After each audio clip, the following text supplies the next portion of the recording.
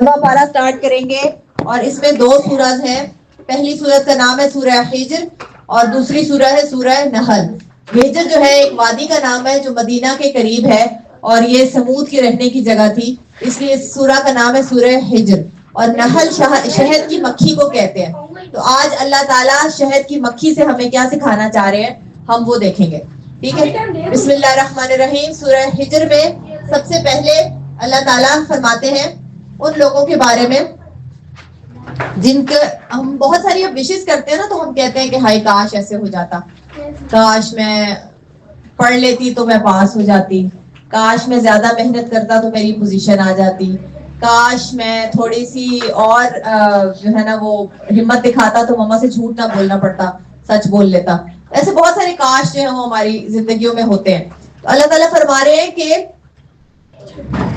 ایسے لوگ جنہوں نے دنیا میں برے کام کیے, کفر کیا, برے کام کیے, اللہ کی بات نہیں مانی, اللہ کی نافرمانی کی, جب وہ قیامت والے دن آگ کو یا دوزخ کو دیکھ لیں گے اور وہ یہ سمجھ جائیں گے کہ اب دوزخ ان کا مقدر ہے اور دوزخ سے چھٹکارا نہیں ہے, تو کیا کہیں گے؟ کہیں گے کہ کاش, وہ آرزو کریں گے کہ کاش ہم ایسا نہ کرتے, کاش ہم اللہ کی نافرمانی نہ کرتے, کاش ہم اللہ کی بات مانتے تو آج ہم ذلیل اور رسوا نہ ہوتے. آپ سوچیں نا کہ قیامت والے دن اتنے سارے لوگوں کے سامنے, اتنے بڑے مجمع کے سامنے آپ کے گناہ دکھائے جائیں گے, آپ کو گھسیٹ کر دوزخ میں ڈالا جائے گا.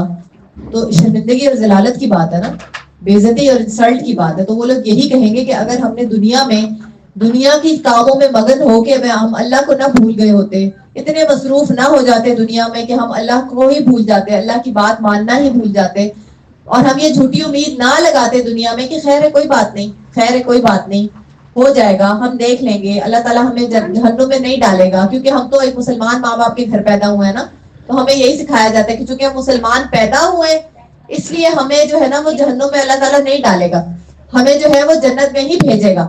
اور اسی امید پر ہم گناہ کرتے کرتے اپنی ساری زندگی گزار لیتے ہیں, حالانکہ ایسا کوئی وعدہ اللہ نے نہیں کیا.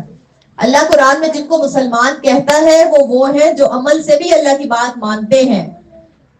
قرآن پاک میں مومن اور کافر کی جو دو ٹائٹلز ہیں نا, یہ دو ایسے لوگوں کو دیے گئے کہ جن کا عمل اس مطابق ہے, جو اس بات پر عمل کرتے ہیں جو اللہ نے حکم دیا ہے. اور کافر کا ٹائٹل اس کے لیے جو ویسا کام کرتا ہے جو اللہ نے جس سے منع کیا, بھلے وہ مسلمان گھر میں پیدا ہوا ہے.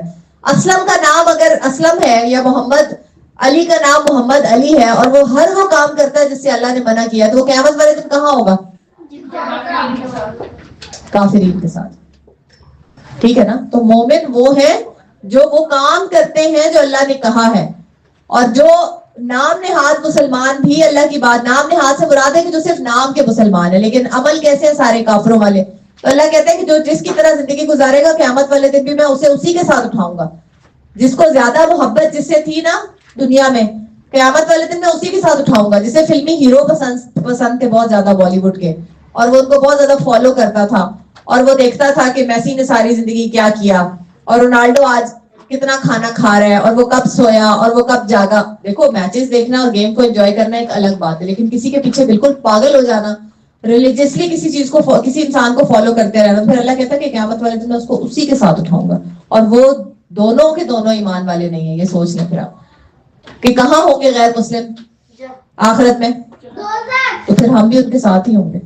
کیونکہ یہ ایک لکھی ہوئی بات ہے کہ ایک حد سے زیادہ جس بھی چیز کو آپ فالو کرتے ہیں نا, آپ کی پرسنالٹی پہ اس کا اثر پڑنا شروع ہو جاتا ہے. اس سے آپ انکار نہیں کر سکتے.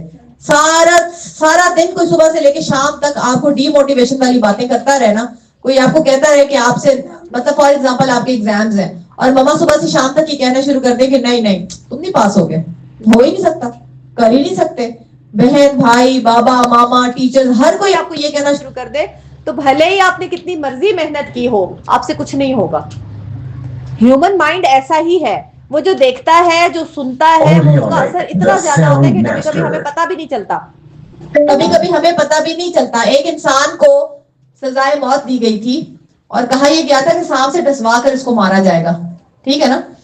اس کو باندھا گیا کرسی کے ساتھ, اس کے قریب اس کے قریب سانپ لایا گیا اور اس کے بعد اس کی آنکھوں پر پٹی باندھ دی گئی. اس کو سانپ سے نہیں ڈسوایا گیا, اسے نا ایک پن جو ہوتی ہے نا, ایک کامن پن یا سوئی, بس وہ چبھو دی گئی اور وہ انسان مر گیا. اور بعد میں جب اس کے خون کا ٹیسٹ کیا گیا تو اس میں سانپ کا ہی زہر تھا. وہ زہر اس کی باڈی نے پروڈیوس کیا تھا بیکاز اس کے برین نے یہ بلیو کر لیا تھا کہ مجھے سانپ نے کاٹا ہے. تو جیسا انسان دیکھتا ہے سارا دن, جیسا انسان آنکھوں سے دیکھتا ہے, کانوں سے سنتا ہے, وہ ویسا ہی بن جاتا ہے. یہ اللہ تعالیٰ نے کہا ہے. اس لیے کوشش کیا کریں کہ جن کو فالو کرتے ہیں وہ رائٹیس پیپل ہو, اچھے لوگ ہو, مومن ہو, مسلمان ہو, ٹھیک ہے نا, تاکہ آپ لوگ بھی. تو وہ یہی کہیں گے کہ کاش ہم یہ جھوٹی امیدیں نہ لگاتے, کاش ہم گناہ نہ کرتے, کاش ہم کوئی بری چیز نہ دیکھتے, بے حیائی کی چیزیں نہ دیکھتے, ہم چھوٹے چھوٹے گناہوں کو جو ہے نا وہ اگنور نہ کرتے اور بڑے آرام سے نہ کر لیتا اور یہ نہ کہتے کہ کچھ نہیں ہوتا, ہم نیکیاں کرتے, تو آج ہم یہاں پر نہ ہوتے. کاش ہم اللہ کی کسی بھی بات کا مذاق نہ اڑاتے, کسی کی داڑھی کا, کسی کی ٹوپی کا, کسی کے وزن کا, کسی کے رنگ کا, کسی کے بولنے کا, کسی کے چلنے کا, کسی کی تسبیح کا, کسی کے حجاب کا, اللہ کی باتوں کا, ان سب چیزوں کا مذاق نہ اڑاتے. خاص طور پر اللہ کی نشانیاں, اللہ کی باتیں, ان کا تو کبھی بھی مذاق نہیں اڑانا چاہیے. کسی کے حلیے کا کبھی بھی مذاق نہیں اڑانا چاہیے. تو وہ کہیں گے کہ اگر ہم یہ سب نہ کرتے تو آج ہم جہنم سے بچ جاتے, کیونکہ اللہ تعالیٰ تو انصاف کرنے والا ہے نا. اللہ تو کسی کے ساتھ غلط نہیں کرتا اور اللہ چھوڑنے والا بھی نہیں ہے. تو جس نے اچھا کیا اسے جنت میں جانے سے کوئی نہیں روک سکتا آخرت میں, اور جس نے برائیاں کی اسے جہنم میں جانے سے کوئی نہیں روک سکتا آخرت میں. یہ ہو کر رہے گا, یہ ہو کر رہے گا, یہ حق ہے. اس لیے دنیا کام کرنے کی جگہ ہے, آرام کرنے کی جگہ کون سی ہے؟ جنت. تو ہم دنیا میں کام کریں, اچھے کام کریں تاکہ آخرت میں آرام کر سکیں, کیونکہ اللہ تو سب کو پکڑنے والا ہے, اللہ سب سے پوچھنے والا ہے. اللہ جنہوں نے اچھے کام کیے ان کو گفٹ دینے والا بھی ہے, ان سے کوئی نہیں چھین سکتا. جس نے غلط کیا اسے سزا سے بھی کوئی نہیں بچا سکتا. تو اس لیے ہم کوشش کریں کہ ہم جو ہے نا وہ کام کریں جو اللہ, اور اب تو ہم 14 پارے پڑھ چکے ہیں, ہمیں پتہ ہے اچھے کام کون سے ہیں, برے کام کون سے ہیں, اللہ نے کون سے کام کرنے کو کہا ہے اور کون سے کام کرنے سے منع کیا. اتنے دن سے ہم یہی سب کچھ پڑھتے چلے آ رہے ہیں. تو ہمیں گناہوں سے بچنا ہے اور اچھے کام زیادہ سے زیادہ کرنے ہیں تاکہ ہم آخرت میں کاش کہنے والوں میں سے نہ ہوں, انشاءاللہ انشاءاللہ. اور ہمیں پھر اس کے لیے جو ہے نا وہ دعا بہت زیادہ کرنی چاہیے. چلے اس کے بعد آیت نمبر 9 میں اللہ تعالیٰ نے کہا ہے کہ قرآن کی حفاظت کا ذمہ جو ہے وہ اللہ تعالیٰ نے خود لیا ہے. اللہ تعالیٰ قرآن میں فرماتے ہیں کہ اس قرآن کی حفاظت کا ذمہ اِنَّا نَحْنُ نَزَّلْنَا الذِّكْرَ وَإِنَّا لَهُ لَحَافِظُونَ. یہ قرآن اللہ تعالیٰ کہتے ہیں کہ میں نے نازل کیا ہے اور اس کی حفاظت کا ذمہ میرے ہی اوپر ہے. اس میں اللہ تعالیٰ نے ایک ایسی بات بتائی ہے قرآن کے بارے میں جو آج سے پہلے اترنے والی کتابوں کے اندر یہ وصف یا یہ خوبی نہیں تھی. اس سے پہلے قرآن سے پہلے کتنی کتابیں نازل ہوئی, کون کون سی ہیں؟ اور یہ تمام کتابیں جب انبیاء کو دی گئیں تو لوگوں نے یہ کوشش کیا کہ ان کو تبدیل کر دیا. ان کے اندر جو ایسے حکم تھے نا جو لوگوں کو لگتا تھا کہ یہ ہماری مرضی کے مطابق نہیں ہے, یہ ہم نہیں کر پائیں گے, یہ بڑے سخت احکام ہے, اس کو انہوں نے تبدیل کر کے اپنی مرضی کے حکم لکھ لیے اس میں, اور اس کو اللہ کی کتاب کے بجائے بندوں کی کتاب بنا دیا. کیونکہ اللہ کی باتوں کا تو پھر کوئی فائدہ ہی نہ ہوا نا جب آپ اس کو چینج کر دیں گے. اب اگر آپ کی امی کہیں کہ جاؤ بہن کو بتا کے آؤ کہ چائے بنا دے, مہمان آئے ہیں, اور آپ جا کے بولے بہن کو کہ مہمان آئے شربت بنا دو, اور ٹھنڈے یخ موسم میں آپ ان کے سامنے شربت رکھ دیں, تو امی کی بات کرنے کا کوئی فائدہ ہوا؟ آپ نے تو اپنی مرضی کی نا. تو یہی بات ہے, اللہ تعالیٰ نے کتاب نازل کی تھی بندوں پر کہ میرے بندوں تک یہ کتاب ویسے ہی پہنچاؤ جیسے میں نے نازل کی ہے.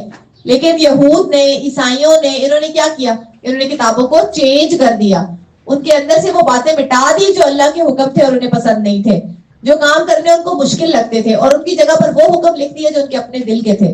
تو پھر جب قرآن نازل ہوا تو اللہ تعالیٰ نے کہا کہ اس کی حفاظت کی ذمہ داری میری اپنی ہے. اللہ تعالیٰ چاہتے تو پچھلی کتابوں کی حفاظت بھی خود کر سکتے تھے, لیکن اللہ تعالیٰ بندوں کو آزمانا چاہتے تھے کہ یہ کیا کرتے ہیں میری کتاب کے ساتھ. لیکن قرآن چونکہ آخری کتاب تھی اور اس کے بعد اور کوئی کتاب نازل نہیں ہونی تھی, اور اللہ تعالیٰ نہیں چاہتے تھے کہ اب میرے احکام کو کوئی بدلے, تو 1400 سال 1400 ایئرز گزر جانے کے بعد بھی, اتنے سادہ سال سوچو, 1000 ایئرز پلس 400 ایئرز, اتنے سال گزر جانے کے بعد بھی الحمدللہ قرآن کی زیر زبر پیش کو بھی کوئی چینج نہیں کر سکا, کیونکہ اللہ تعالیٰ خود اس کی حفاظت کرنے والے ہیں. اللہ تعالیٰ خود اس کی جو ہے نا حفاظت کرتے ہیں. اس لیے اس قرآن میں آج تک کوئی بھی تبدیلی نہیں ہوئی ہے, بالکل بھی نہیں ہوئی. تو اس لیے اللہ تعالیٰ, اور اس لیے آپ دیکھیں کہ مسلمان دنیا میں ابھی الحمدللہ کچھ سالوں میں اسلام سب سے بڑا مذہب بن جائے گا دنیا میں, اور وہ کیوں ہے؟ اس قرآن کی وجہ سے. اسٹل ابھی تو کرسچینٹی ہے, لیکن کچھ عرصے میں انشاءاللہ بہت تیزی سے کرسچنز کنورٹ ہو رہے ہیں, اسپیشل یہ غزہ کے اس کے بعد نا. تو اللہ تعالیٰ نے قرآن کو ہمیشہ کے لیے محفوظ کر دیا ہے, ٹھیک ہے. اور اللہ تعالیٰ نے قرآن میں بھی کہا ہے کہ یہ سچی کتاب ہے اور یہ ایسی ہی رہے گی انشاءاللہ تعالیٰ.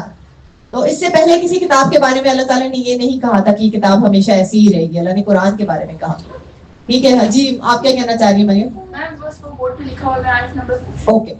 اس کے بعد اللہ تعالیٰ نے آیت نمبر 44 میں جہنم کے دروازوں کے بارے میں بتایا. اللہ نے فرمایا کہ جہنم کے 7 دروازے ہیں اور مختلف دروازہ, ہر دروازہ مختلف قسم کے لوگوں کے لیے ہے. فار ایگزامپل یہودیوں کا دروازہ الگ ہے, عیسائیوں کا دروازہ الگ ہے, کافروں کا دروازہ الگ ہے, منافقین کا دروازہ الگ ہے. ٹھیک ہے نا؟ ہاں, ریلیجنس کے حساب سے نہیں بنے, حرکتوں کے حساب سے بنے. یہودیوں کی حرکتیں سب سے زیادہ خراب تھی, کفار سے بھی زیادہ خراب یہود کی تھی, کیونکہ کفار تو چلو مانتے ہی نہیں تھے نا, یہودی مانتے تھے, کتاب تھی اسے بدل دیتے تھے. اللہ تعالیٰ نے ان کو اتنی فیسلٹیز دی اور انہوں نے اتنی ہی دفعہ اللہ تعالیٰ کے وعدے کو توڑا. وعدہ کرتے تھے, توڑ دیتے تھے. تو بنی اسرائیل والے. پھر کرسچنز آئے. یس, بہت لمبی چین ہے. تو اسی طرح پھر آخرت میں بھی سوچیں, ایک دروازہ تو بنتا ہی. اسی طرح کرسچنز تھے جن کو اللہ نے عیسیٰ علیہ السلام دیے, انجیل دی, اور انہوں نے کیا کیا, نعوذ باللہ, عیسیٰ علیہ السلام کو اللہ کا بیٹا بنا دیا اور پورے کو پورا مذہب ہی بگاڑ کے رکھ دیا. تو جب بھی ایسی کوئی بات ہو نا جہنم کی, تو ہمیں کیا دعا مانگنی چاہیے؟ اللہم لا جعلنا منہم, اللہم لا جعلنا منہم, اے اللہ ہمیں ان لوگوں میں سے نہ بنانا. یہ لکھ لیں عائشہ, یہ لکھ لیں سب لوگ اپنے. جب بھی قرآن میں کوئی ایسی بات آئے جس میں سزا کا ذکر ہو, تو آپ نے کیا دعا مانگنی ہے؟ اللہم لا تجعلنا منہم, لا تجعلنا منہم, ہمیں ان میں سے تم, اللہ تعالیٰ آپ ہمیں ان میں سے نہ بنانا. جی میم, جو آپ صلی اللہ علیہ وسلم کے علاوہ جو سارے انبیاء تھے وہ ایک کیا بولتے ہیں, اسپیشل ٹائم کے لیے آئے تھے. ہاں, اور ایک اسپیسیفک پلیس کے لیے آئے تھے. جی ایسے ہی ہے. میم ان سے پہلے جو اگر کوئی نبی گزرے ہوں گے, ان کی کتاب وغیرہ, ان کی شریعت ہوگی, تو ان لوگوں کو کیسے پتہ چلا ہوگا کہ یہاں تک ایک اور نبی آئے ہیں؟ کیا مطلب؟ مجھے بات سمجھ میں نہیں آئی. مطلب حضرت موسیٰ علیہ السلام اگر کسی ایریا میں آئے تو اس کے بعد حضرت عیسیٰ علیہ السلام آئے ہیں. تو ان لوگ یہودیوں کو کیسے پتہ چلے گا کہ حضرت عیسیٰ علیہ السلام ایک نبی کے طور پر اعلان کرتے تھے نا, انبیاء اپنے بعثت کا اعلان کرتے تھے نا ہر جگہ. جی, وہ بتاتے تھے کہ میں اللہ کا نبی ہوں. نہیں, ہر جگہ نہیں, اسی علاقے میں جس علاقے کے لیے وہ آئے ہوتے تھے. تو میں کسی اور علاقے میکس نبیز جو ہے نا, زیادہ تر نبی وہ ایک ہی علاقے میں آئے ہیں, فلسطین کے علاقے میں. ٹھیک ہے نا, گھوم پھر کے ہر نبی فلسطین ضرور گئے ہیں, اسی لیے تو اس کو انبیاء کی سرزمین کہا جاتا ہے, اسی لیے وہ ہمارے لیے زیادہ امپورٹنٹ ہے. اور اسلام میں تو قرآن پاک میں پتہ چل گیا نا کہ پہلے کتنے رسول آ چکے. ہاں جی, سب کا نہیں پتہ چلتا. ان لوگوں کی کتابوں میں تو نہیں لکھا ہوگا نا کہ آپ کے بعد یہ نبی نہیں لکھے ہوں, لیکن ہر کتاب میں آنے والے نبی کے بارے میں موجود ہے پہلے سے. آپ صلی اللہ علیہ وسلم کے بارے میں لکھا ہوا تھا, تو اس ہاں, وہ کہتے تھے چھپا لیتے تھے. پہلے وہ انتظار کرتے رہے, لیکن جب آپ صلی اللہ علیہ وسلم آئے تو ان کی فیملی میں سے نہیں آئے, دوسری فیملی میں آ گئے, تو انہوں نے دشمنی پال لی تھی. خیر آگے چلتے, ٹائم کم ہے, آج ہم بہت لیٹ ہو گئے. اچھا, تو اللہ تعالیٰ جو ہے نا, ہم ہمیشہ اللہ سے یہ دعا کرنی چاہیے کہ ہمیں دوزخ والوں میں سے اللہ تعالیٰ نہ رکھیں, اور اس کے لیے پھر ہمیں کوشش بھی کرنی ہے. اگر کوئی غلطی ہو جائے تو کیا کرنا ہے؟ فوراً اللہ سے معافی مانگنی ہے اور خود کو ٹھیک کرنے کی کوشش کرنی ہے. کبھی بھی کسی غلطی پر نا ڈھیٹ نہیں بن جانا کہ کوئی بات نہیں, کچھ نہیں ہوتا, چھوٹا سا تو جھوٹ ہے, پرینک ہی تو کرتا ہوں, کوئی بات نہیں, مذاق ہی تو کرتا ہوں, کوئی بات نہیں, میرا دوست ہے, اگر میں نے اسے کوئی بری بات کہتی تو کیا ہوا. نہیں, چھوٹے چھوٹے گناہوں سے بھی بچیں, اور مسلسل ایک گناہ کا کرنا اس کو بڑا گناہ بنا دیتا ہے. اپنے آپ کو ٹھیک کرنے کی کوشش کریں. اچھے لوگوں کے بارے میں پڑھیں کہ وہ کیسے ہوتے ہیں, جیسے کل ہم نے یوسف علیہ السلام کے بارے میں پڑھا, صحابہ کے بارے میں پڑھا کریں, اچھے لوگوں کے بارے میں, اچھے لیڈرز کے بارے میں پڑھا کریں, اور کوشش کیا کریں کہ آپ بھی ویسے بنے جیسے وہ لوگ تھے, کیونکہ وہ سب جنت والے لوگ تھے. خاص طور پر انبیاء اور صحابہ وہ جنت والے لوگ تھے. اور آپ کو بھی انشاءاللہ تعالیٰ جب آپ زیادہ سے زیادہ بجائے میسی اور رونالڈو اور ان چیزوں کے پیچھے گھومنے کے, آپ ان کو اپنا ہیرو بنائیں جو آپ کو آخرت میں بھی فائدہ دیں. جو خالد بن ولید کو اپنا ہیرو بنائے گا تو آخرت میں انہی کے ساتھ کھڑا ہوگا. اور ان کا کیا لقب تھا؟ وہ اللہ کی تلوار تھے, سیف اللہ. جو حضرت عمر رضی اللہ عنہ کو اپنا ہیرو بنائے گا تو آخرت میں انہی کے ساتھ کھڑا ہوگا. ٹھیک ہے نا. اور وہ کیا تھے؟ آپ صلی اللہ علیہ وسلم نے فرمایا تھا میرے بعد کوئی نبی ہوتے تو عمر ہوتے. تو یہ اتنی زبردست ہمارے پاس پرسنالٹیز ہیں, ہم ان کے بارے میں کیوں نہیں جانتے؟ ہر طرح کی چیز نیٹ کے اوپر موجود ہے, ان کے بارے میں بکس ہیں. حضرت عمر کے بارے میں تو سیریز ہے اتنی خوبصورت, دیکھیں, کوشش کریں, جانیں, پہچانیں ان کے بارے میں, زیادہ سے زیادہ ان کے ساتھ اپنے آپ کو کنیکٹ کریں نا. اور سب سے بڑھ کر آپ صلی اللہ علیہ وسلم کے ساتھ اپنے آپ کو کنیکٹ کریں, تاکہ انشاءاللہ آخرت میں ہم ان کے ساتھ کھڑے ہوں, آنر کے ساتھ, فخر کے ساتھ, محبت کے ساتھ. جی نے جب دعا مانگی تھی وہ ایک عمر جو اسلام لے آئے تھے, اور دوسرے کون تھے؟ ابو جہل, ان کا نام بھی عمر تھا. ہاں, اس کا نام بھی عمر. اچھا, عمر بن الخطاب. اچھا, پھر ہم اپنے آپ کو ٹھیک کرنے کی کوشش کریں اور اللہ سے معافی مانگیں, کیونکہ اللہ تعالیٰ فوراً معاف کرنے والا ہے. وہ غفور ہے. غفور کیا ہوتا ہے؟ اللہ غفور ہے یعنی کہ بخشنے والا ہے. پھر اس کے بعد اللہ تعالیٰ نے بہت ساری مختلف قوموں کا ذکر کیا, جیسے ہم پیچھے سے بھی پڑھتے چلے آ رہے ہیں, جن پر اللہ کا عذاب آیا. کیوں عذاب آیا قوموں کے اوپر؟ وہ کیا کرتی تھی؟ اللہ کی نافرمانی کرتی تھی اور رسول کی بات کو نہیں مانتی تھی اور اپنے اللہ کے رسولوں کا مذاق اڑاتی تھی. ان میں کون کون سی قومیں تھیں جو اللہ کے رسول کی بات کو سیریسلی نہیں لیتے تھے؟ قوم لوط تھی, قوم سمود تھی, قوم شعیب تھی. اور دنیا کے کاموں میں وہ سب اتنے بزی ہو گئے تھے کہ وہ اللہ کو بھول گئے تھے. ایسا نہیں تھا کہ وہ اللہ کو نہیں جانتے تھے, جانتے تھے, لیکن اللہ کے ساتھ یا تو بتوں کو اٹیچ کرتے تھے. وہ کہتے تھے کہ اللہ تعالیٰ اتنا بڑا کنگ ہے تو کسی کے ریفرنس کے بغیر ہم کیسے اللہ تعالیٰ سے مانگیں, ہمیں تو بیچ میں کوئی ریفرنس چاہیے نا. تو وہ بتوں کو ریفرنس بناتے تھے. وہ کہتے تھے یہ اللہ تعالیٰ کے آفیسرز ہیں. جیسے ایک بڑے افسر کے نیچے چھوٹے افسر کام کرتے ہیں نا, اس طرح وہ کہتے تھے کہ یہ جو بت ہے یہ اللہ تعالیٰ کے آفیسرز ہیں, یہ ہماری بات اللہ تعالیٰ تک پہنچاتے ہیں. حالانکہ اللہ تعالیٰ کہتا ہے کہ کوئی ضرورت نہیں ہے مجھے کسی بھی ریفرنس کی, ڈائریکٹلی مجھ سے بات کرو, ڈائریکٹلی دعا کرو. تو وہ دین کا مذاق اڑاتے تھے. ہم تو نہیں نہ اڑاتے کسی کے دین کا مذاق. کسی کے دین کو بھی برا نہیں کہنا, کسی کو نہیں کہنا کہ تمہارا دین خراب ہے, ورنہ نعوذ باللہ وہ بھی پھر آپ کے دین کے بارے میں ایسی ہی بات کرے گا. کبھی کسی کو برا نہیں کہنا, کسی کافر کو بھی نہیں کہنا, کسی کی بھی کسی مقدس بات کا, کسی مقدس چیز کا مذاق نہیں اڑانا, ٹھیک ہے نا. اگر کسی نان مسلم سے آپ کبھی ملیں تو عزت, اس کے ریلیجن کی عزت کریں تاکہ وہ آپ کے ریلیجن کی عزت کرے. یہ آپ کا دین آپ کو سکھاتا ہے سختی کے ساتھ. جی میری کزن جو تھی وہ ان کی ایک فرینڈ, مطلب فرینڈ تو نہیں تھی, ان کی جونیئر تھی جو کرسچن تھی, وہ ان کے ساتھ جب اچھا پیش آئی تو وہ بھی ان کو باجی باجی کہہ کے بلاتی تھی, ان کی بہت رسپیکٹ کرتی. اسی طرح ہے نا, پھر اس طرح ان لوگوں کے دل نرم ہوتے ہیں اور ہم امید کرتے ہیں کہ کل انشاءاللہ وہ ایمان لے آئیں, شاید اللہ انہیں ہدایت دے دے. لیکن اگر آپ ان سے دشمنی پال لیں گے تو پھر وہ کیا کبھی آپ کی بات سنیں گے؟ کیا وہ کبھی اللہ کی بات جاننا چاہیں گے؟ تو پھر وہ اگر آپ کی وجہ سے ایمان نہ لائے تو گناہ کس کے سر پہ؟ تو بس ہر نان مسلم کے ساتھ مسلمان سے بھی اچھا سلوک کریں اور نان مسلم سے اس سے بھی زیادہ اچھا سلوک کریں, ٹھیک ہے نا. جی میم ہم جو کرسچنس ہوتے ہیں ہم ان کے ساتھ دوستی کر سکتے ہیں؟ بالکل کر سکتے ہیں, بالکل کر. نیت یہ رکھیں کہ ہم ان کو انشاءاللہ ایک دن دین پر لے آئیں گے, زبردستی نہیں, محبت سے, پیار سے. دوسرے مذہب کے ساتھ دوستی کرنا نہیں, ایسی کوئی بات نہیں ہے. آپ وہ مذاہب جن پر اللہ نے کتاب نازل کی ہے, مسلمان مرد جیو عورت سے شادی کر سکتا ہے, مسلمان مرد کرسچن عورت سے بھی شادی کر سکتا ہے, لیکن مسلمان عورت کسی اور ریلیجن میں شادی نہیں کر سکتی. اس کا ریزن ہے نا, کیونکہ مرد جو ہوتا ہے وہ ہیڈ آف فیملی ہوتا ہے. اگر وائف کسی اور مذہب کی ہے بھی, یعنی ان دو مذہب کی ہے, اس کے علاوہ کسی اور مذہب میں مرد بھی شادی نہیں کر سکتا. تو وہ بچوں پر کم از کم مرد کا, باپ کا ہولڈ ہوگا نا, تو وہ باپ کے مذہب کو فالو کریں گے. اگر عورت نے شادی کر لی تو اس کا خاوند غیر مسلم ہے تو پھر سوچو کیا ہوگا. بچوں کا باپ ہی مسلمان نہیں ہے تو آپ کیسے سوچ سکتے ہیں کہ وہ بچے مسلمان ہوں گے, اس لیے منع کیا گیا. اچھا, اس کے بعد جو ہے وہ اللہ تعالیٰ نے ہمیں قوم لوط کے بارے میں بتایا. قوم لوط علیہ السلام جو تھی, لوط علیہ السلام کی قوم تھی. لوط علیہ السلام نبی تھے, ابراہیم علیہ السلام کے بھتیجے تھے, ٹھیک ہے. ان کے دور میں جب ابراہیم علیہ السلام موجود تھے تو اس وقت اپنی جارڈن میں یہ تھے, جارڈن میں ان کی قوم رہتی تھی, اردن جارڈن جس کو بولتے ہیں. ہاں, یہ وہاں نہیں تھے, لیکن وہ فرشتے جو ان کے گھر آئے تھے اس کے بعد وہ ان کے پاس گئے تھے, لوط علیہ السلام کے پاس. ساتھ نہیں تھے وہ جو فرشتے ان کو بیٹے کی خوشخبری سنانے آئے تھے, ساتھ ان کو یہ بھی بتانے آئے تھے کہ ہم لوط علیہ السلام کی قوم کو تباہ کرنے آئے. تو لوط علیہ السلام کی قوم میں کیا برائی تھی کہ یہ بے شرم تھے, بے حیا تھے, ٹھیک ہے نا, عجیب و غریب کام کرتے تھے, گندے کام کرتے تھے, منع کرنے پر بھی باز نہیں آتے تھے. اور اللہ کو بے حیائی پر بہت غصہ آتا ہے, اللہ کو بے حیائی نہیں پسند. تو اللہ تعالیٰ کو بہت غصہ آیا اور ان پر اللہ نے 3 طرح کا عذاب بھیجا. اب وہ ایگزیکٹلی تو ہمیں نہیں پتا کہ 3 طرح کا عذاب کیا تھا. ایک تو یہ تھا کہ ان پر پتھر برسائے تھے اللہ نے, نمبر 2 یہ تھا کہ ان کی بستی کو پوری کی پوری کو الٹا دیا تھا, اور تیسرا یہ تھا کہ وہ پتھر ایسے نہیں تھے, ان پتھروں کو آگ لگی ہوئی تھی. اور وہ اللہ تعالیٰ کہتے ہیں کہ ایک پتھر کے اوپر نا مرنے والے کا نام لکھا ہوا تھا. وہ پتھر جس کو آگے لگنا ہوتا تھا نا, اس کا نام لکھا ہوا تھا. اور آج بھی جس سمندر کے قریب ان کی بستی تھی, اس سمندر کا پانی ایسا ہے کہ اس میں کوئی بھی چیز زندہ نہیں رہ سکتی, اس لیے اس کو کیا بولتے ہیں, did see. Did see, did see, یہ ڈیڈ سی کے پاس رہنے والی بستی تھی. اور آج تک وہاں پہ نہ کوئی مچھلی ہے اس پانی میں, نہ کوئی پودا ہے اس پانی میں, کچھ بھی نہیں ہے, نمک ہی نمک ہے. اور اسٹل آپ وہاں جائیں تو جو ہے نا آپ کو نشانیاں ملتی ہیں کہ اس قوم پر عذاب آیا ہوا ہے. اس کو گوگل کیجئے گا, آپ کو بہت ساری ویڈیوز ملیں گے.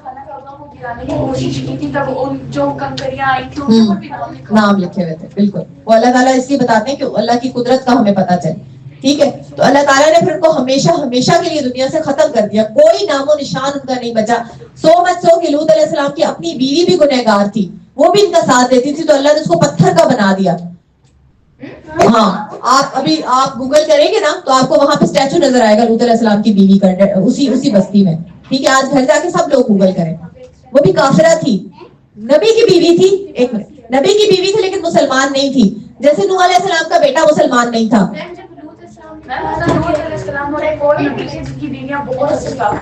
ایک تو یہ تھے, دوسرے مجھے یاد نہیں ہے کہ کون تھے. چلے, اس کے بعد اللہ تعالیٰ ہمیں قوم سمود کے بارے میں بتاتے ہیں. اور یہ ساری قومیں اس وقت کی مسلمان قوم تھی.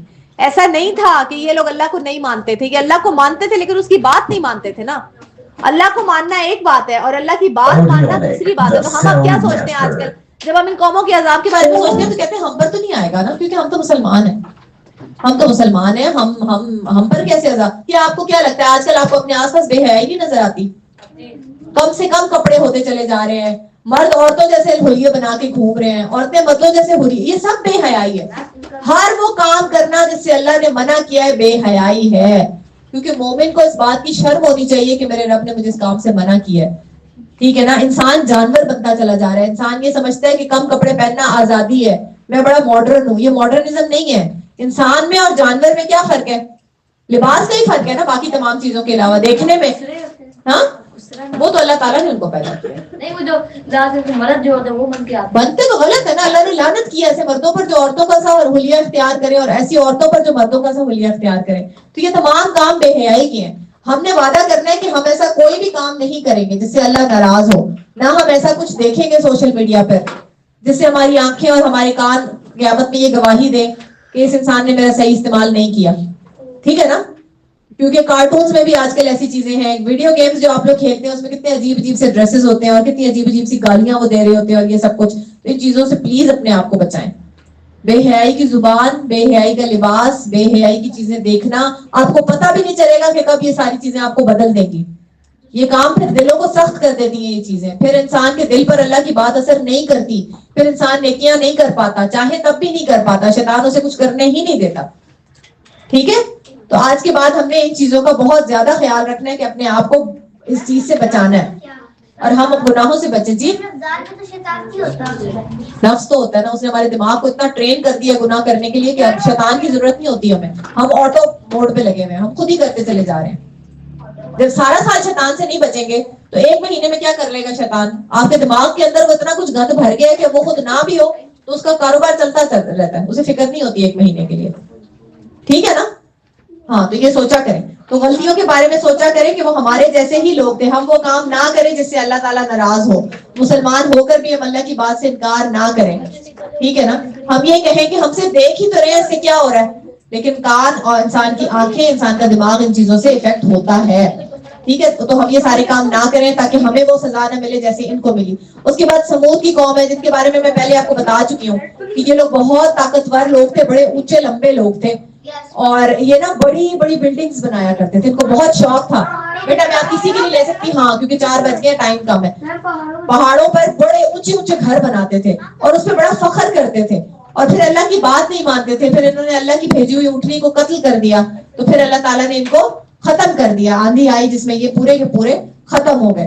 تو اور یہ مدینہ کے قریب جو ہے نا ان کی بستی تھی. مدینہ کے لوگ ان کو اچھے طریقے سے جانتے تھے, مکہ کے لوگ بھی ان کو اچھے طریقے سے جانتے تھے. تو اس لیے اللہ تعالیٰ بار بار ان لوگوں کا ریفرنس لیتے ہیں جن کو وہ لوگ جانتے تھے. ٹھیک ہے, تو ہمیں نا اپنی مرضی نہیں کرنی اپنی زندگی میں, ہمیں ہماری زندگی میں کس کی بات ماننی ہے. اور اللہ تعالیٰ نے ہمیں کہاں بتایا ہے کہ کیا کرنا ہے اور کیا نہیں کرنا. قرآن میں جو ہم پڑھ رہے ہیں, تو ہمیں نمبر 1 تو سوچ سمجھ کے زندگی گزارنی ہے. ہر کام کو سوچ سمجھ کے کرنا ہے. ہر کام کے کرنے سے پہلے یہ سوچنا ہے کہ یہ اللہ کو راضی کر رہا ہے یا اللہ کو ناراض کر رہا ہے. ٹھیک ہے نا, کیونکہ آخرت میں آ کر ہی رہنا ہے, اس سے ہم نہیں بچ سکتے. اچھا بدلہ بھی سب کو ملے گا اور برا بدلہ بھی سب کو ملے گا. ایسا کوئی طریقہ نہیں ہے کہ آپ ساری زندگی گناہ کرتے رہے اور آخرت میں آپ کو اللہ تعالیٰ چھوڑ دیں. ایسے نہیں ہو سکتا. جیسے سارا سال آپ نہ پڑھیں تو کوئی بھی لیگل طریقہ ایسا نہیں ہے کہ آپ پاس ہو جائیں. سو بچوں کہ آپ نقل کریں تو پھر وہ تو آخرت میں بات چلی جاتی ہے. کوئی لیگل طریقہ ایسا نہیں ہے نا کہ سارا سال نہ پڑھ کے آپ پاس ہو جائیں. ہو سکتا ہے ایسے؟ اسی طرح دنیا میں بھی ساری زندگی گناہ کر کے آپ آخرت میں اللہ سے نہیں بچ سکتے. ٹھیک ہے, تو ہم اپنے کھانے پینے کھیلنے کا وقت مقرر کریں, بیلنس رکھیں چیزوں کو, وقت کو ضائع نہ کریں. ٹھیک ہے. اور اللہ تعالیٰ نے کیا کیا, ان تمام قوموں کے اندر جو مسلمان تھے, جو ایمان والے تھے, جو نبی کا ساتھ دیتے تھے, ان کو بچا لیا. اور ہمیشہ اچھے لوگ دنیا میں اللہ تعالیٰ کہتے ہیں تھوڑے ہوتے ہیں.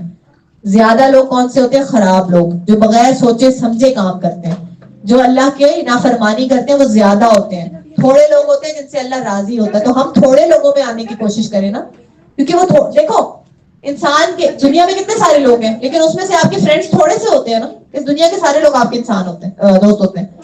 لوگ کتنے سارے لوگ ہیں جو بچے سوسائٹی کے اسکولوں میں پڑھتے ہیں, سوسائٹی میں کتنے سارے اسکولز ہیں, ان میں کتنے سارے بچے ہیں, لیکن آپ کے فرینڈز ان سارے بچوں میں سے 3 4 5 6 اتنے ہی ہوتے ہیں نا, تھوڑے ہوتے ہیں نا. اسی طرح اللہ تعالیٰ کے فرینڈز بھی سارے انسانوں میں سے تھوڑے سے ہیں.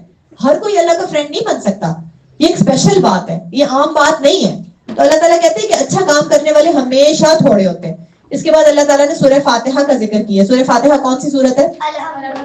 اللہ نے قرآن میں کہا ہے کہ سبل مسانی ہے. سبل مسانی کا مطلب ہوتا ہے 7 آیتیں, 7 جملے, 7 سینٹینسز جو بار بار پڑھے جاتے ہیں. اس کے بغیر نماز نہیں ہوتی. اس کی 7 آیتیں ہیں نا, اس لیے اس کو کیا کہتے ہیں؟ سبل مسانی. سبا عربی میں کہتے ہیں 7 کو, اور مسانی کہتے ہیں بار بار پڑھی جانے والی چیز کو. تو اللہ ان ساری سزاؤں کو بتانے کے بعد کہتے ہیں کہ ان سب کے مقابلے میں تمہارے لیے کیا نعمت اللہ تعالیٰ نے تمہیں دی ہے؟ سورہ فاتحہ. سورہ فاتحہ ایک نعمت ہے جو اللہ نے تمہیں دی ہے. اور اس کا ذکر اس لیے کیا ہے کہ ہمیں یہ پتا چلے کہ سب سے بڑی نعمت اللہ تعالیٰ کی دنیا میں کیا ہے؟ قرآن.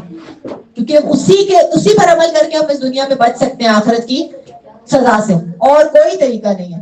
تو اللہ کہتا ہے کہ دنیا ختم ہو جانے والی چیز ہے, اس کی تمام نعمتیں بھی ختم ہو جانے والی ہیں, اس لیے اس کو کم اہمیت دو اور آخرت کو زیادہ اہمیت دو, کیونکہ وہاں ہمیں ہمیشہ رہنا ہے. ہمیشہ وہ زندگی کبھی ختم نہیں ہوگی, اور یہ والی زندگی ختم ہو جائے گی. کوئی 40 ایئرس کے بعد مر جاتا ہے, کوئی 60 ایئرس کے بعد مر جاتا ہے, کوئی بیچارے تو بالکل ینگ ایج میں بھی. میری ایک فرینڈ تھی, وہ 16 ایئرس کی تھی تو اس کی ڈیتھ ہو گئی تھی. سوچیں, آپ کو موت آ سکتی ہے, اور اس کی تیاری ہمیشہ کے لیے ہونی چاہیے. ٹھیک ہے, تو اللہ تعالیٰ یہ نہیں کہتے کہ میری نعمتوں سے فائدہ اٹھاؤ. اللہ کی نعمتیں بری نہیں ہیں, فن بھی کرے, انجوائے بھی کرے, دنیا کی جو چیزیں اللہ نے حلال کی ہیں ان کو استعمال کرے, لیکن اس کے بعد کیا کریں؟ اللہ کو یاد بھی رکھیں. ایسا نہ کریں کہ اللہ کی نعمتوں میں گم ہو کر, دنیا میں گم ہو کر بھول جائے. بیلنس رکھیں اور اللہ کی نافرمانی نہ کریں. اس کے بعد سورہ ہجر ختم ہو جاتی ہے, سورہ نحل سٹارٹ ہوتی ہے. اس کو کہتے ہیں نعمتوں والی سورت. سورہ نحل کو کیا کہتے ہیں؟ نعمتوں والی سورت. اور نحل کا کیا مطلب ہے؟ شہد کی مکھی. اس میں کائنات کی نعمتوں کا ذکر ہے. سب سے پہلے اللہ نے کہا ہے کہ جانور انسان کے لیے نعمت ہے, جو ہم پہلے بھی پڑھ چکے ہیں. جانور کس طرح ہمارے لیے نعمت ہے, گوشت ملتا ہے, دودھ ملتا ہے, ہم ایک جگہ سے دوسری جگہ لے کر جاتے ہیں, ہمیں اسے چمڑا ملتا ہے, بہت کچھ ملتا ہے. پھر اس کے بعد اللہ نے کہا کہ سمندر میری نعمت ہے. سمندر کیسے نعمت ہے؟ اس میں سی فوڈ ہے, اس کے اندر شپس چلتے ہیں, اور وہ شپس پتہ ہے ایک ملک سے دوسرے ملک کتنا سارا سامان لے کر جاتے ہیں شپس. پھر اللہ کہتا ہے کہ پانی ہے سمندر میں, ٹھیک ہے, وہ پی تو نہیں ہم سکتے, لیکن اسی کی وجہ سے کلاؤڈز بنتے ہیں نا. تو جب سورج کی روشنی پڑتی ہے, سمندر کا پانی گرم ہوتا ہے, اوپر جاتا ہے, تو پھر اس سے بادل بنتے ہیں. اگر وہ بادل نہ ہو تو بارش نہیں ہوگی, بارش نہیں ہوگی تو سبزہ نہیں ہوگے گا. تو ہر چیز ایک دوسرے کے ساتھ کنیکٹڈ ہے. پھر سمندر کے بیچز کتنے خوبصورت ہوتے ہیں. کس نے بیچ دیکھا ہوا ہے؟ سمندر کا کنارہ. کراچی کبھی جاؤ تو اس میں ملے گا, چلو ٹی وی پہ دیکھ لیا کرو, میں نے بھی کچھ ایسے ہی دیکھا. پھر بیچز کتنے خوبصورت ہوتے ہیں نا, اور مختلف کلر کے بیچز ہوتے ہیں. کوئی پہاڑ والا بیچ ہے, کوئی وائٹ سینڈ بیچ ہے, کسی بیچ پہ صرف سیپیاں ہی سیپیاں ہیں. پھر سمندر کے اندر سے ہیرے موتی نکلتے ہیں. تو اللہ کہتے ہیں کہ جو عقل والے ہیں وہ کائنات پر غور کرتے ہیں, میری نعمتوں کا شکر ادا کرتے ہیں. اور یہ بھی ہمیں پتا چلتا ہے کہ ہم کتنے چھوٹے ہیں نا. ایک سمندر کو دیکھیں تو اگر آپ سمندر کے کنارے کھڑے ہو, انسان کو خوف آ جاتا ہے. پانی پانی, اور وہ پانی کبھی ختم نہیں ہوتا. اتنی دور پار آپ کو نظر ہی نہیں آتا کہ کیا ہے. سمندر اتنا بڑا ہوتا ہے, اور اس کے سامنے ہم کیا ہے؟ بہت. تو اسی طرح اللہ کی ذات ہے, اس کے آگے ہم کیا ہیں؟ کچھ بھی نہیں. اور یہ تو اللہ کی نعمتیں. پھر بھی اللہ نے ہمیں کتنا اسپیشل ٹریٹمنٹ دیا ہوا ہے, ہمارے لیے اتنی نعمتیں اللہ نے بنائی ہیں. تو اس لیے اللہ کی ذات بہت بڑی ہے, جس نے ان ساری بڑی بڑی چیزوں کو بنایا, جس نے اتنا بڑا سمندر بنایا, اور ایسے 7 سمندر ہیں دنیا میں. سوچو اللہ کتنا بڑا ہوگا نا. اللہ اکبر, سب بولے اللہ اکبر. اللہ بڑا ہے. پھر اللہ کہتا ہے کہ اس پہاڑوں کو میں نے زمین میں جما دیا. کتنے اونچے اونچے پہاڑ ہیں, اور وہ زمین میں ایسے ٹھکے ہوئے جیسے کیل ہوتی ہے, اپنی جگہ سے نہیں ہلتے. اور ان کے اوپر گھر ہیں, درخت ہیں, جنگل ہے, کتنی مخلوق رہتی ہے ان پہاڑوں کے اوپر. تو پوری کائنات اللہ کا حکم مانتی ہے. پہاڑ, سمندر, مچھلیاں, جانور. نہیں مانتا تو کون نہیں مانتا؟ بس صرف اس لیے کہ اللہ نے اس کو اللہ نے اس کو یہ کہہ دیا کہ جو چاہے کرو, تو اس کا یہ مطلب تو نہیں, اگر ماما آپ کو یہ کہہ دیں کہ جو چاہے کرو تو آپ کیا کریں گے, سارا گھر توڑ دیں گے, بہن بھائیوں کو مارنا شروع کر دیں گے؟ نہیں. جب ماما یہ کہہ دیتی ہے نا جو چاہو کرو, تو وہ دیکھ رہی ہوتی ہے کہ کون اچھا کرے گا اور کون برا کرے گا, تو پھر ہمیں کیا کرنا چاہیے؟ اچھا. تو یہی اللہ تعالیٰ کے ساتھ بھی ہے. پھر آگے اللہ تعالیٰ نے شہد کی مکھی کا ہمیں اس کی مثال دی ہے. کس کس کو شہد اچھا لگتا ہے کھانے میں؟ کتنا میٹھا ہوتا ہے نا, اور کتنا پیور ہوتا ہے شہد. اللہ تعالیٰ نے کہا ہے کہ شہد کے اندر بہت شفا ہے. اللہ تعالیٰ نے اللہ نے کہا ہے کہ شہد کی مکھی کو اللہ نے حکم دیا کہ پہاڑوں میں, درختوں میں, اونچی اونچی جگہوں پر گھر بناؤ. یعنی شہد کی مکھی کو اللہ نے اپنی نشانی بنایا. اتنی اونچی اونچی جگہوں پر اپنے گھر بناتی ہے. پھر کیا کرتی ہے؟ پھر وہ اتنی محنت کرتی ہے. شہد کی مکھی بہت محنتی ہوتی ہے, اتنی دور دور جاتی ہے, پھولوں کا رس چوستی ہے. پھر وہ پھولوں کا رس اس کے پیٹ میں جمع ہو جاتا ہے. پھر اس کے پیٹ سے شہد نکلتا ہے, ٹھیک ہے, جس کو وہ اپنے گھر میں جا کر اپنے پیٹ سے وہ شہد کو جمع کرتی ہے اپنے گھر کے اندر. اور اس طرح وہ اب پھر وہ پتہ کیا کرتی ہے, جب پھول سے وہ رس چوستی ہے نا, تو اس پھول کے اوپر نہیں بیٹھتی کہ کہیں یہ پھول خراب نہ ہو جائے. وعلیکم السلام. اڑتے اڑتے نا, پھول کے ساتھ اڑتے اڑتے اس کا رس چوس لیتی ہے. پھول کو خراب نہیں کرتی, پھول کا خیال رکھتی ہے, اور اتنی محنت کرتی ہے, ہر وقت کام کرتی رہتی ہے. تو آپ دیکھیں اللہ کی ایک مخلوق اپنی دوسری مخلوق کا خیال رکھتی ہے نا. مکھی پھول کا خیال رکھتی ہے, پھول مکھی کا خیال رکھتا ہے. تو ہم ایک دوسرے کا خیال رکھتے ہیں. اور وہ جو شہد بناتی ہے مکھی, وہ اپنے لیے نہیں بناتی. خود شہد کی مکھی شہد نہیں کھاتی, وہ شہد کس کے لیے بناتی ہے؟ ہمارے لیے بناتی ہے, کیونکہ اسے اللہ نے حکم دیا ہے. بہت محنت سے بناتی ہے. ایک مکھی اپنی پوری زندگی میں صرف 1 چمچ شہد بناتی ہے, اور اس 1 چمچ شہد کے لیے وہ کتنے پھولوں کا جا کر رس چوستی ہے, تب جا کر وہ شہد بنتا ہے. کتنی دور دور, کتنا اونچے وہ فریش پھول ڈھونڈتی ہے, خوبصورت پھول ڈھونڈتی ہے, ایسے پھول جن کی خوشبو اچھی ہو, جو فریش ہو, اور پھولوں کا رس وہ لے کر آتی ہے. تو کتنی محنت کرتی ہے. اور پھر وہ اپنی پیٹھ پر اٹھا کر بیج لے کر جاتی ہے پودوں کے, ایک جگہ سے دوسری جگہ پودوں کے بیج گرا کر آتی ہے, تاکہ پھولوں والے پودے زیادہ سے زیادہ ہو گئے, اور وہ زیادہ سے زیادہ شہد جو ہے نا وہ بنا سکے. انتظام کرتی ہے اور ہمارے لیے ہاں, اپنی ساری زندگی ہمارے لیے کام کرتی ہے, اپنے لیے نہیں کرتی. اور مخصوص سی زندگی ہوتی ہے, ختم بھی ہو جاتی ہے, ہمارے لیے کام کرتے کرتے. کتنی پیاری مخلوق اللہ نے بنائی ہے. لیکن اگر آپ اسے چھیڑیں تو پھر کاٹ بھی جاتی ہے. ہاں, اس لیے چھیڑنا کسی بھی چیز کو نہیں چاہیے. اور یہ ہم اس سے کیا سیکھتے ہیں؟ ہم اپنے کام کو اچھے طریقے سے کریں. پھر وہ کیا کرتی ہے؟ ٹیم ورک کرتی ہے. شہد کی مکھیاں ہمیشہ ٹیم میں کام کرتی ہیں, ہمیشہ اکٹھی رہ کے کام کرتی ہے. کبھی بھی وہ ایک دوسرے سے الگ نہیں ہوتی. وہ اپنے کام سے کبھی بھی تھکتی نہیں ہے. شہد کی مکھیاں مسلسل محنت کرتی ہیں, اور سخت محنت کرنے والی ہوتی ہیں. اور پھر وہ کیا کرتی ہیں؟ وہ ہیلدی کھانا کھاتی ہیں, جنک فوڈ نہیں کھاتی. یہ سیکھ بھی لے سکتے ہیں ان سے, وہ اپنے لیڈر کی بات مانتی ہیں. یس, اپنے لیڈر کی بات مانتی ہیں, ہیلدی کھانا کھاتی ہیں, اچھا کھاتی ہیں تو اچھا شہد بناتی ہیں. عام مکھی کیسی ہوتی ہے؟ گندگی پہ بیٹھتی ہے ہمیشہ. شہد کی مکھی اچھے اچھے پھول ڈھونڈتی ہے, خوبصورت پھول, ہیلدی پھول, ان پر جا کر بیٹھتی ہے. اس سے ہمیں کیا پتا چلتا ہے کہ جو جیسا کھاتے ہیں ہم ویسے ہی ہم بن جاتے ہیں. اگر ہم جنک فوڈ کھائیں گے, گندا کھانا کھائیں گے, تو پھر ہم اچھے کام نہیں کر پائیں گے. ہمارا جسم خراب ہو جائے گا, ہمارے اندر طاقت ہی نہیں رہے گی اچھے کام کرنے کی. اگر ہم ہیلدی فوڈ کھائیں گے, اچھا کھانا کھائیں گے, تو پھر ہم اچھے کام کریں گے, ہم ایکٹیو رہیں گے. ٹھیک ہے نا. تیسری بات یہ کہ جو بھی چیز آپ کو فائدہ دے, اسکول ہو, گھر ہو, بیڈ ہو, کمرہ ہو, آپ کی کرسی جہاں بیٹھتے ہیں, انسٹیٹیوٹ ہو, اس کا خیال رکھیں, اس کو گندا نہ کریں, اس کی صفائی کا خیال رکھیں, اس کی مینٹیننس کا خیال رکھیں, وہاں پہ توڑ پھوڑ نہ کریں, چیزیں خراب نہ کریں, وہاں کی چیزوں کا بہت زیادہ خیال رکھیں, کیونکہ وہ چیزیں وہ جگہ آپ کو فائدہ دیتی ہے. خاص طور پہ انسٹیٹیوٹ تو آپ کو کتنا فائدہ دیتا ہے, آپ کو دین سکھاتا ہے, آپ کو آخرت کے لیے تیار کرتا ہے.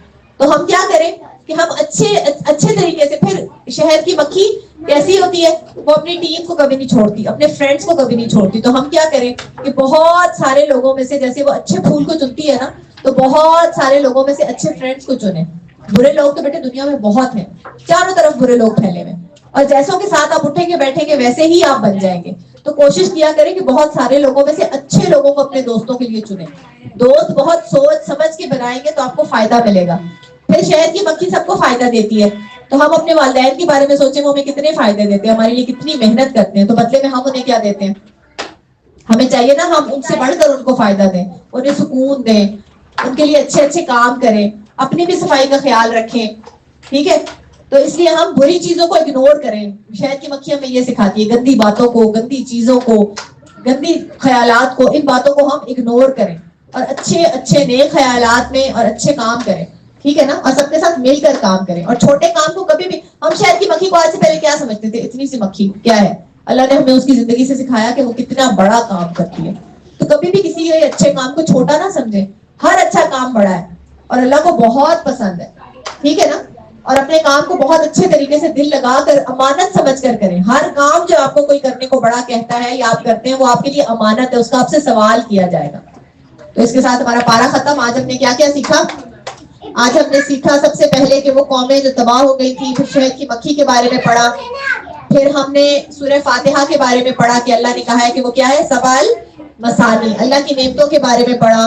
پھر ہم نے جہنم کے 7 دروازوں کے بارے میں پڑھا. کافر قیامت کے دن کاش کہیں کہ ہم نے وہ پڑھا. اللہ کرے ہمیں کبھی بھی زندگی میں کاش نہ کہنا پڑے, ہم اس کے لیے محنت کریں. پھر ہم نے پڑھا اللہ غفور الرحیم ہے, وہ بخشنے والا ہے, معاف کرنے والا ہے.